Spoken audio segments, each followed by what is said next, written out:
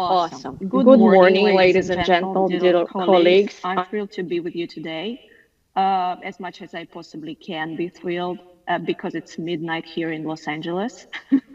So, as I said that, and right now, I think I have a license to say whatever silly thing that I want to say because, like, oh, she was sleepy, you can always say so. And also, if I fall asleep during my speech, please make some noise and wake me up, okay? I don't hear anything. I'm like in a vacuum right now. I don't hear if you're like laughing at my silly jokes or whatever, if anybody is listening. So I'm just going, um, hoping that somebody is listening.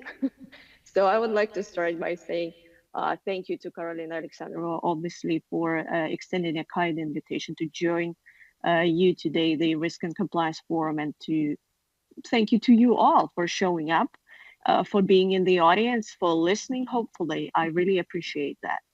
It's a privilege to be with you today and be able to discuss a topic which lies very, very close to my heart. And it also lies very, very close to the heart of sustainable business and sustainable business operations, in my view. Corporate culture as a risk reduction factor, how companies can foster a culture of ethics, integrity, and accountability. So I'm also going to be switching my slides. So I'm very, very autonomous today. So your host, my name is Vera Cherepanova.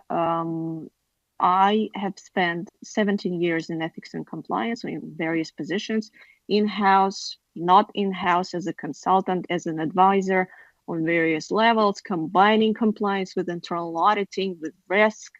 Right now, I'm the executive director of a nonprofit, which is a very, very new position for me. The nonprofit is called Boards of the Future, and we are advocating for more people with ethics, compliance, and risk backgrounds on corporate boards. I have also been lucky to live and work in various parts of the world in several regions, and hopefully that makes my perspective a little bit more interesting. So culture is a driver of corporate decision making. Indeed, it is. It's not a nice to have thing. It is a strategic asset in managing risk. Um, you cannot. How do you define the economics of culture? To me, it's quite simple. You cannot have a rule and policy for everything. You cannot cover everything with policies inside of your organization, and you cannot monitor every single behavior. And this is where culture kicks in, because culture fills those gaps where the rules end, where monitoring ends. Culture, if you think about it, is like a training 24/7 training program for your employees. But it's important to understand what this training program is training your employees in. Culture can act as a protective shield, reducing the likelihood of misconduct, but it can also be a risk multiplier, uh, actually driving misconduct and encouraging people to look for some shortcuts, driving a lack of transparency, prioritizing profits over ethics. Um, there are many definitions of culture. Some people say, yeah, this is how things are done here. This is what are the acceptable norms of behavior here. This is what people do when nobody is watching. Culture is the thing that connects the past of the organization with its future and its prospects. Culture is what people in an organization do and why they do it and how they do it. So many, many, many definitions. And it's interesting that every organization has a certain culture, whether it wants to have it or not. But the difference is that accidental culture is defined by personalities, while deliberate culture is designed and invested in. And culture indeed requires a lot of investment. Culture indeed requires intention and a lot of work.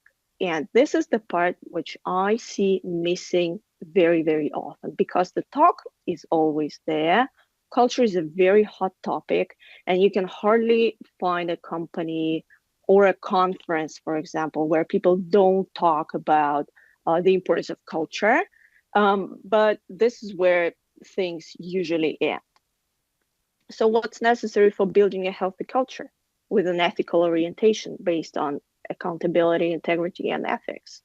I see it as five main drivers: the organizational purpose, the leadership and strategy, incentives, rewards, and behaviors, governance, and power dynamics. And working with culture essentially is working with all five of those drivers and making sure they align. This is really important. Let me give you one example on the misalignment, which I see quite often. Misalignment between organizational purpose and culture is usually where the problems start, at the very, very top. How many of you work in the financial industry? Um, I don't see anything, I don't hear anything, but I suppose that many of you do.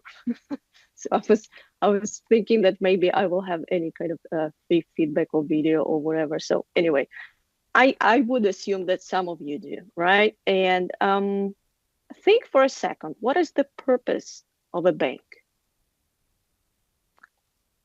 Purpose of a bank, in my humble opinion, is very, very client-centric. And if you're familiar with, for example, consumer duty, which is a relatively new thing in the UK in the banking sector, this is what the purpose of a bank is about: serving the customers, being customer-centric, serving the customer and customer needs, whether it's buying a new house, having a loan, I don't know, investing, whatever. Customers should be at the center. Now, think about it. Do you sometimes feel that the culture of a bank tells you a different thing? I do feel like that quite often. Um, Something got lost in the translation. Yeah, this basic understanding somehow got lost.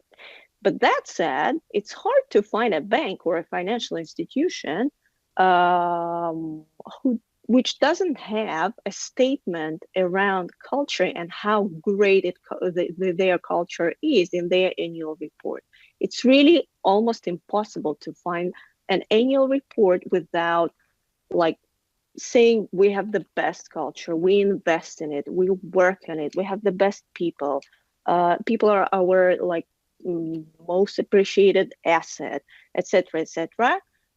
Which is to me raising a question how grounded the statements are, and if they are really, really aspirational rather than reflecting the actual state of affairs inside of that bank or financial institution. So I would say, to me, it's rather a red flag than anything else, rather than an indication of the fact that this organization is indeed investing and working with culture. Um, I would like to see a lot more honesty and humility and walking the walk. I would rather love to see an annual report saying we are striving to create a great culture. We are investing in these and these and these initiatives. We're keeping track of those and these metrics, and we're doing our best on that side and on this side, right? That would sound a lot more like actual work and walking the walk. And it's not surprising to see the statistics on the graphic from the ACCA report, I think, given the problem we're discussing here, that there is a very big misalignment between the words and the deeds. Now, did you happen to hear a statement, something like boards are usually the last to know what's happening inside of the organization?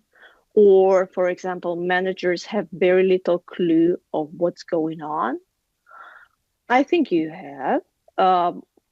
I think it should sound very familiar. I have heard this many, many times, and I'm sure you too, and I'm sure it resonates. The further up the mountain you go, the more the view is obstructed by clouds. Sometimes it's not the other way around. Why is that true? Three things to be really short: overconfidence, lack of genuine curiosity, and a search for simplification, or let's say oversimplification. So on the overconfidence, Daniel Kahneman, the author of The Nudge, the Nobel laureate, once said in an interview that if he would have a magic wand, the human bias, one human bias he would love to eliminate would be overconfidence. And we see a lot of overconfidence concentrated specifically at the higher levels of the organization, because the egos like go higher, everything goes higher, people are more experienced, seasoned, they feel better about themselves and their skills and experience, and overconfidence gets inflated and inflated and inflated. So I have heard many times, we don't need to work on our culture, we already have everything in place, nothing can happen because we have the best people. And the next day I'm reading in a newspaper a headline that organization is at the center of an ethical scandal. Happens sometimes. Secondly, the lack of genuine curiosity, the fear of finding out, the so-called faux management style. And I really do feel that sometimes managers are really fearful. They just prefer to turn a blind eye, not just to find out anything which can somehow disturb their comfortable state. And lastly, the search for oversimplification. This is all about bad apples and pointing fingers. It's very tempting to simplify the problem and say, yeah, that was that guy. Yeah, that was just about that guy. That was a bad apple. We eliminate that bad apple. Our barrel stays intact, and it's well, and nothing should be done. Okay, so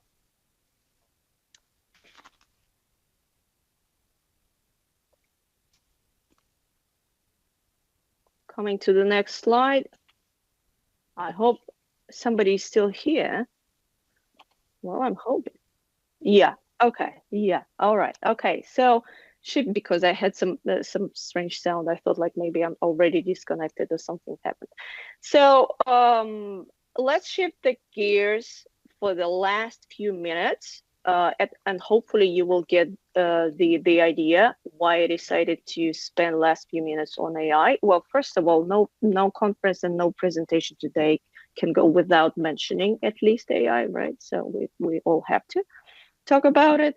But there is a lot of relevance to the topic of culture. Why is that? Let me tell you a quick story. This is a true story, which is my case from my practice. So I worked on an engagement for a US tech company.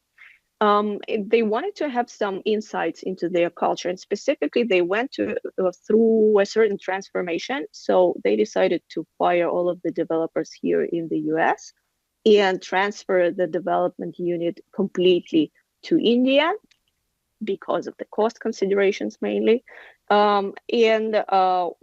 Once they finalized that, they wanted to have an insight into how the culture of that development unit in India differed to the corporate culture here in the US and the headquarters. And we decided, yes. Oh, sorry.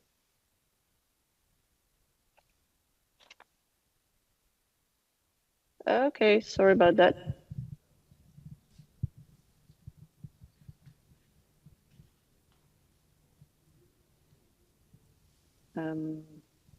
Yes. All good? We see you, but we don't see slides. I see. Yes, it's okay. It's fine? Okay. Yes, it's fine. Awesome. Right. So, where was I? Hopefully I'm still not sleeping and everything is on track. So, yeah, so we decided to look at the culture, at the cultural indicators with the help of tech-based methods. So we decided to look at Slack communication and emails and things like that, Zoom, whatever. So everything which was in the digital data. So we decided to look at that. And we started looking and we started getting very, very strange signals. Everything was very homogeneous. Everything was very generic. And at a certain point, we had the thought like, is it like ChatGPT generated? Or what is going on here? So we kind of went to ChatGPT style model and said like, hey, check it out. Is it like machine generated or human generated? And it said like it's machine generated 100%. So what happened is that the developers who were recruited for that organization, of course, fluency in English was not one of the key requirements, right? And their English language skills were like modest. And basically, what they did for all their communication with American headquarters, they used ChatGPT or something like that to write all the messages, communications, and whatever. And this was an aha moment. We kind of, well, first of all, we kind of realized that AI is causing a lot of changes to what we observe, to the culture we observe in digital data. The same as AI is by all means changing the methods, with the analytical tech-based methods with which we could actually analyze the culture in digital data, right? So it makes it much more easy to do so. But that said, the relevance of the conclusions that we make about culture, if this is something machine generated, it's relatively low. So I guess it's about the time that we start talking about and thinking about hybrid culture. And by hybrid, I do not mean that some proportion is sitting in the office and the other one is like working from home. I work something else, or like the hybrid week, two days here, 3 days there. I'm talking about human and machine culture. And the same as we don't have pure human generated data anymore, everything is mixed right now. The same goes for the culture. We do not have a pure human culture anymore. And in every organization, there will be a certain portion, and that is going to be varying, of course, but there should be a certain proportion of machine culture. And as long as it's not very far from now that each of us is going to have a virtual personal assistant, we'd better think about how we're gonna deal with hybrid organizational cultures. So I think it's rather exciting. I think it makes cultural topic very, very relevant and topical, and that's a nice twist with which we can all go to our boards and senior management and say, hey, this is a great moment that we start some work on culture. Thank you very much. This is what I had. I'm happy to take the questions. I didn't fall asleep. I hope you didn't fall asleep either. I hope it was useful.